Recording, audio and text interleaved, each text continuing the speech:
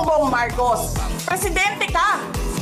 May speaker ka na involved sa bribery ng Supreme Court justices. May video, may kaso, may witnesses. Hindi mo tinanggal yung speaker mo. Pinabayaan mo siya abusuhin ang pera ng bayan. Namimigay ng pera na para bang kanya, Martin Romualdez, nangangampanya tayo. Nakasakay tayo sa eroplano. Magkatabi tayo. Nagre-reklamo ka, putang ina ka, walang pera. Kasi, ano sabi mo? Di ni Lisa Marcos o ni BBM ang kwarta. Reklamo ka ng reklamo sa akin. Ano sinabi ko sa'yo? Huwag ka mag-alala. Lahat ng gusto tumulong sa akin, ipapadala ko sa iyo. Kunin mo lahat. Wala ka ng pera. Sabi mo sa akin, okay lang. Pag nanalo kayo, babawiin ko lahat yan. Ang buong